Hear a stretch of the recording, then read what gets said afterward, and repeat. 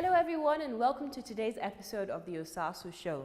Today we'll be exploring the topic women in politics in light of the recently concluded US presidential elections where Hillary Clinton was defeated by Donald Trump.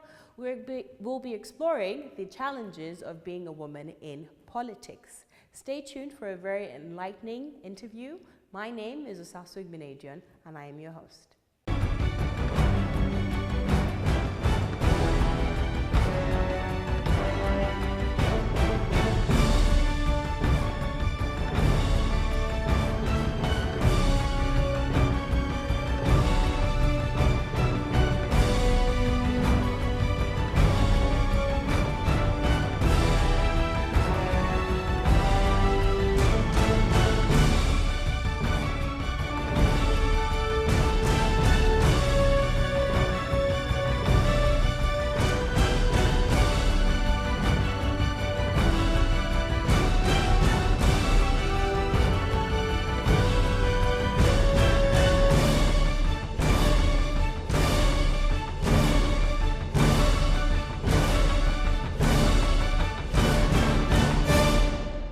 Honorable Mulikat Adeola, former member of the House of Representatives and Majority Leader, thank you so much for joining us in today's program. Thank you very much. Thank you so much. So, Hillary Clinton, Donald Trump, US presidential elections. What are your thoughts? Were you expecting Donald Trump to win? I had mixed feelings because most times when you see majority of the people going in one direction, somehow, it may just happen the other way. I was watching NTA yesterday and they were interviewing some Nigerians and then a young man from the US discussing about the elections, and he was so optimistic. It was at that point, the way he was saying, oh, she's going to win, she'll clear the stage. In my mind, something just said, what if she doesn't win? What's going to happen? And somehow, I should have watched the whole episode, but I forgot, I slept off, so I get my mind already accepted, that maybe the possibility. Clinton, yes. Do you think Trump. her defeat had anything to do with her gender, her role as a woman? Because Hillary Clinton is significantly more politically exposed and experienced than Donald Trump. Do you believe that her gender had anything to do with her defeat? No, I don't think so. I don't think in the US you talk about gender. First and foremost, every human being there has rights and your rights are protected, whether you're a man or a woman. But in this case, I think a lot of people underestimated Donald Trump, that's one.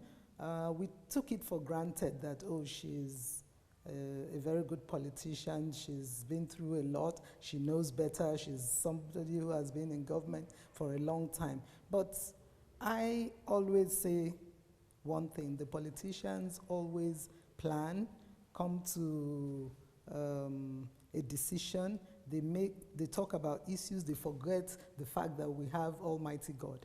I think God just wants to tell us something. That he's still in control. Yeah. I agree with you. Let's bring it back home a bit and talk about your time in the House of Representatives. You were there from 2007, you were really elected again in 2011 and left in 2015.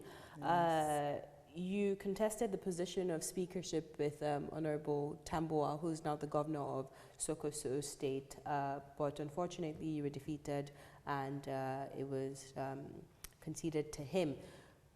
Can you talk about your experiences and your challenges during your stay in the House of Representatives? That would be a very long one.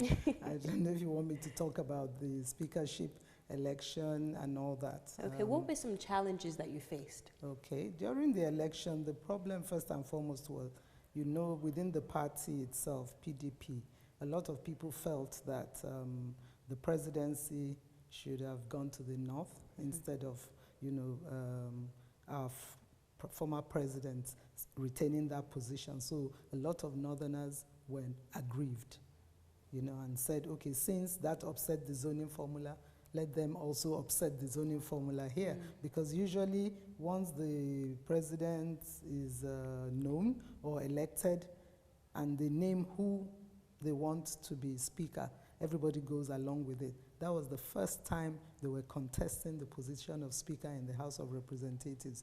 It had never happened before. So it was like a gang-up. And also, from my own zone, the Southwest, where the speakership was zoned to, we didn't have a lot of members, who were elected from the Southwest. So we needed the support of our brother members who were in the APC, and this was not forthcoming as well. The APC members in the Southwest felt, okay, even though Tambuwal was in the PDP, I don't know what the arrangement was between them. They felt they should let their own zone down and support somebody from the north. That was exactly what happened. But a lot of betrayals, was there, because even the people I thought were really supporting me at the last minute, they were not there. Typical politics. Yes, and also the issue of gender, she's a woman, some of us cannot bow to a woman. All these issues, were there. There were a lot of campaign of calumny just to, ensure that Tambuwal won. But like I said, for me, as human beings, we can try our best. At the end of the day, it is what God wants that will prevail. So I didn't really see it as a defeat. I just saw it that it wasn't God's time yet. Definitely. And can you elaborate on more of those challenges? Because there are a lot of women out here. I brought up the issue of Hillary Clinton earlier on. A lot of young women were crying after the defeat because they saw her as a role model, someone to look up to in terms of power, in terms of women empowerment, but that defeat really sent shockwaves across the world, and especially to the younger generation of women who aspire to hold political office one day. So what are some of the challenges that Nigerian women all over the world, in diaspora and at home, can at least look forward to or prepare themselves for if they want to go into politics? Yeah, thank you. I think both climes, you cannot compare the way politics is played in America to, the way we have it here in Nigeria, because if you are contesting in the US, the difficulties or challenges that you'll be facing are quite different from here. Here we have, from the grassroots, we have our problems right from there. We have the issue of gender, we have cultural, we have even marital, and then we have the issue of violence associated with elections, and all that. But for us here, I think first and foremost, you have to really know what you want to do. You have to be determined, because they play a lot of dirty politics here. If you have skeletons in your cupboard, don't bother, because it will be exposed. Somehow somebody will know what you have done. And if you're not able to face that, then don't even start. So once you determine that you want to go into politics, and once you enter, make sure you persist, because persistence is very, key. Determination is key, and the ability to prove yourself, to people. If you're gunning for a position, just hold on, to that determination or ambition and pursue it. Also, be willing to learn, because some people will come out for the first time they want to go to the Senate without any experience whatsoever. So I wonder what you're going to, be fighting with. And, the men here, they see it as a real competition when somebody is contesting against them, whether you're a woman or a man. There are certain things also that women may not be able to do in politics. For me, I don't fight dirty. I don't even fight at all. I believe in issue-based campaign. I don't succumb to blackmail. I don't succumb to someone luring me to get into heated arguments and abuses and all that. So as a woman, whatever you do, don't forget you're a woman, because whether you like it or not, everybody will see you like that. And you want to always, do certain things that, when the results come out, you are standing firm. Also, I'm proud as a woman. A lot of men will not let their wives participate in politics because they feel all the women who are in politics are wayward, they're this, but that is not true.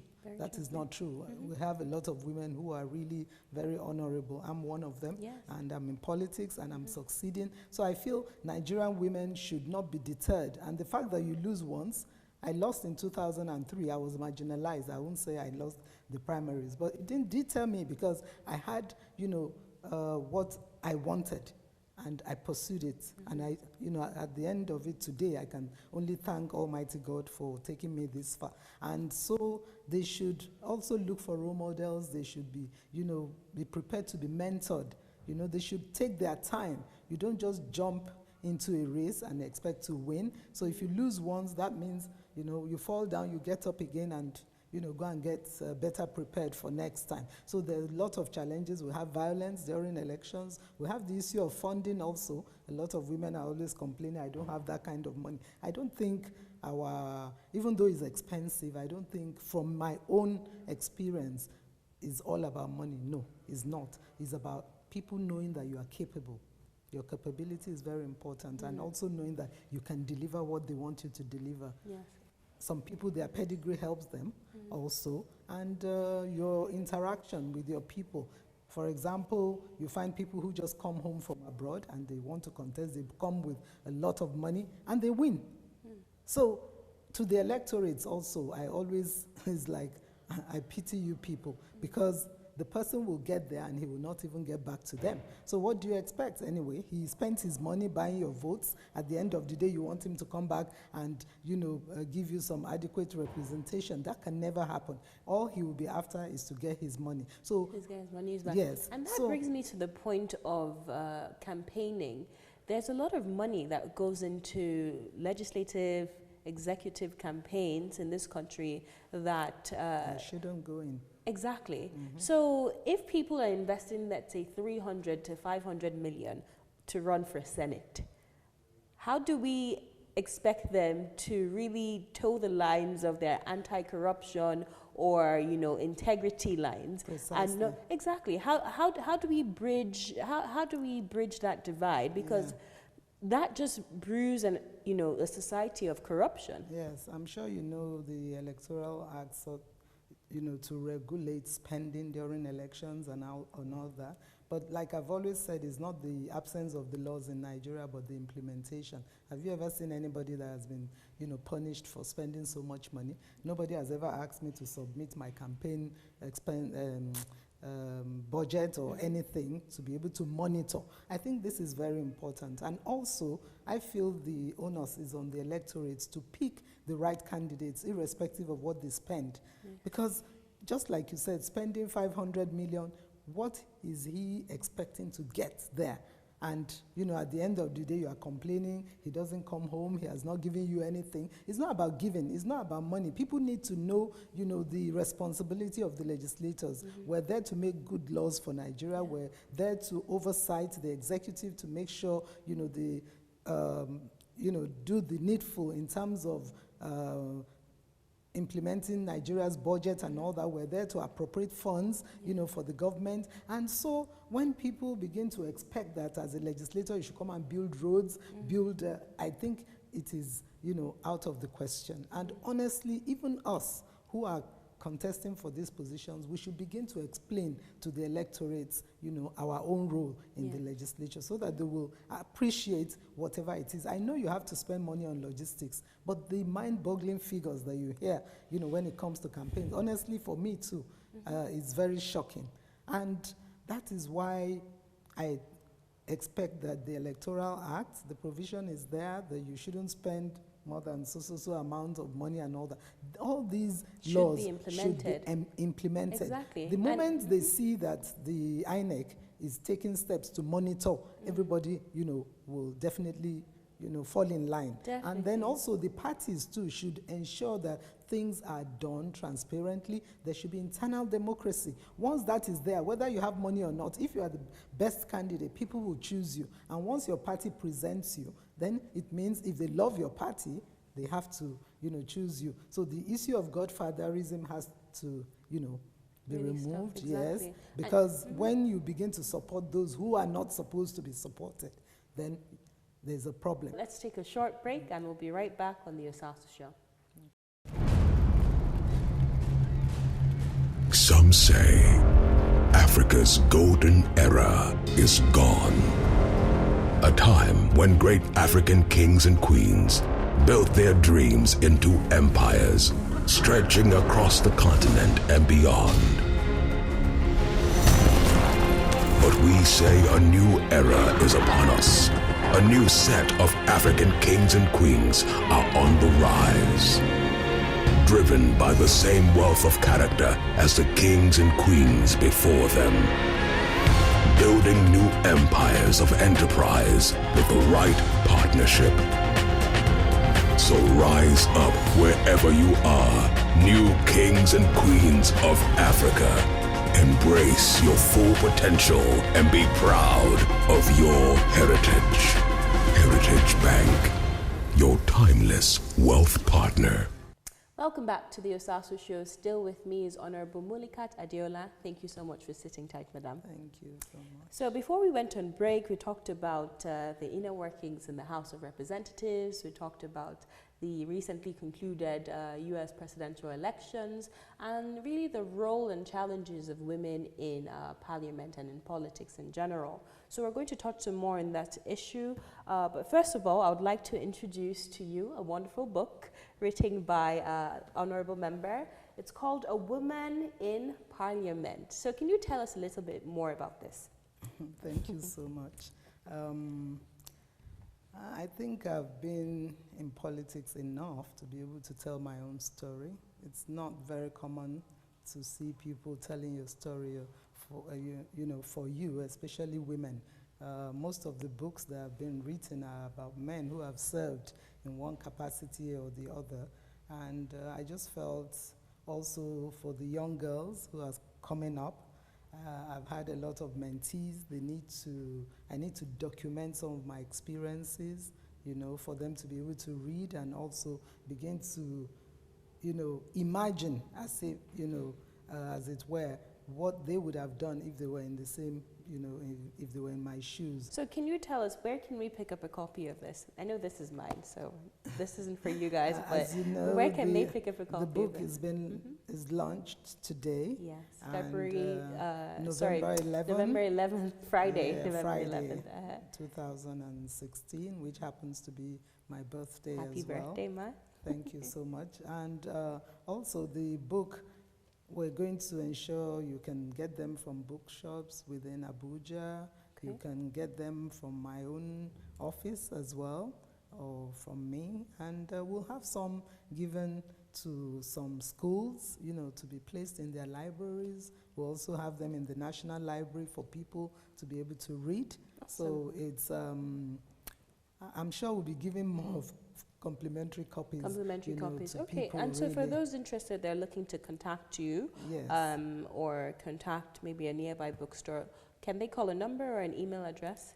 Yeah, my email address is mulikatadeola60@gmail.com. Okay, we're going to have that on the screen. Yeah. Okay, so maybe they'll just email you and get the details they need to pick up their copy. Sure. Awesome. So moving on to a similar issue. So as of 2015, out of the 360 members of the House of Representatives, only 14 of those members were women, are women. Out 14? of 14, as of 2015. 15? Yes. I Out didn't of know 101 senators, No, only 109. 109 senators. Well, in 2015 it was 101. I think they were still trying to conclude Okay, some yeah, of the River legislative. State and- Exactly. Yeah. In 2015, out of 101 senators, only 8 were women.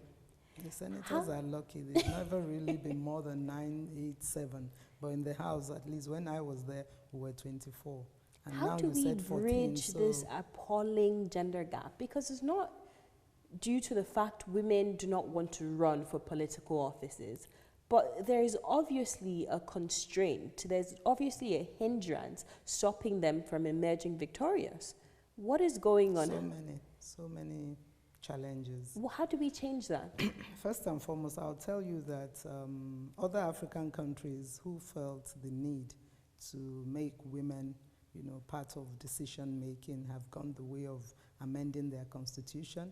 They've also gone the way of, providing quotas for women, special quotas, just to ensure that, they increase the number of women. We do have the 35% quota, right? Especially in the political parties. No, but it's not in their constitution. They just say it by word of mouth. So now they have to, we have to get them to really put it in their constitution. The 35% is the national gender policy. Even if they say 30%, which is easier for you to divide, I think that would be better. But you see, what pains me most is the fact that Nigeria, we call ourselves the giant of Africa, and we're not leading. We're not leading the way we should. I was telling some of my colleagues, I said, why don't we form our own party and make the men all the deputies, and the women will be the ones taking the positions? Before you know it, even if we don't make any meaningful showing in 2019, by maybe another 4 years, we'll be able to secure some seats in the House and all that. Because honestly, I've looked at it. We've had, a lot of seminars, summits, conferences on this issue, but we seem not to be moving the way we're supposed to move. How did Kenya do it? How did Rwanda do this? This was just by constitutional amendment. So I don't understand. If you say you are a giant, you should be leading on all fours. So Nigeria should begin to think differently. So and you believe more civil society organizations, the executive arm of government, the legislators, they all need to lobby their legislators and ensure that this amendment is done. Takes place. And then before that, let the political parties put this in their constitution. It's not just word of mouth.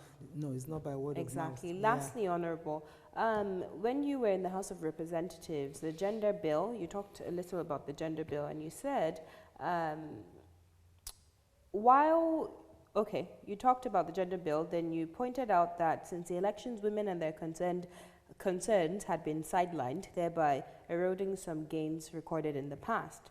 You argued that discourse on women needed not to center solely on child marriage, rape, kidnap, fashion, and gender-based violence.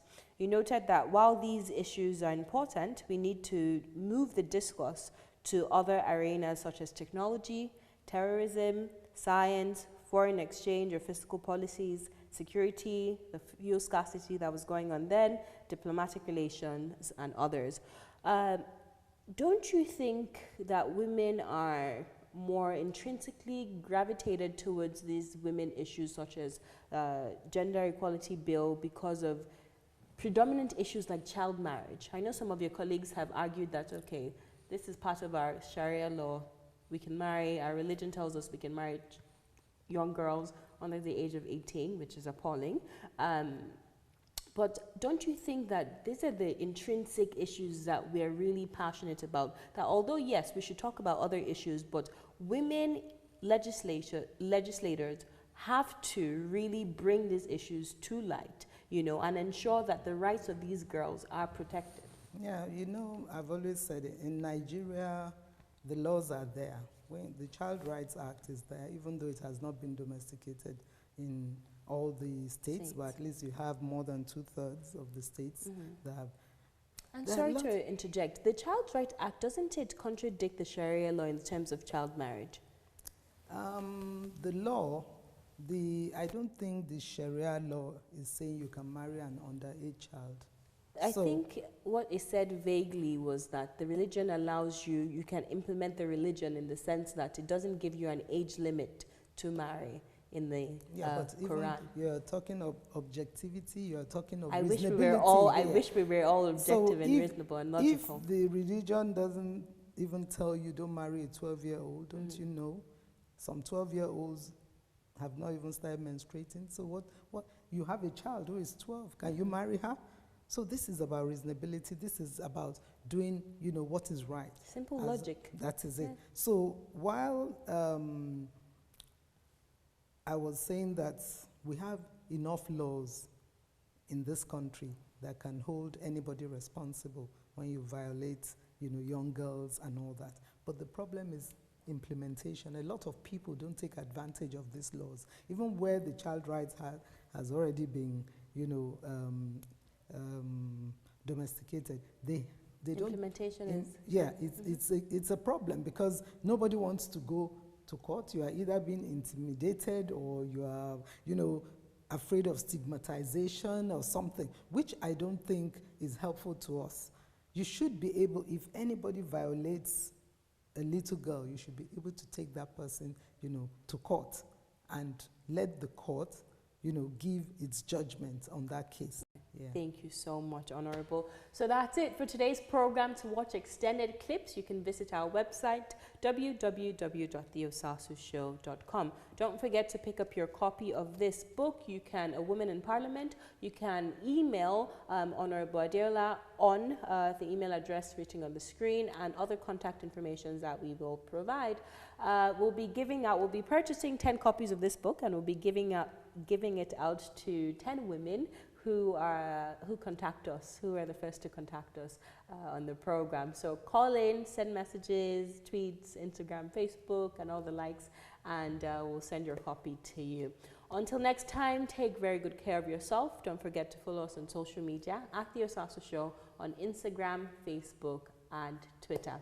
I'll see you same time, same place next week. And until then, take very good care of yourself. God bless you.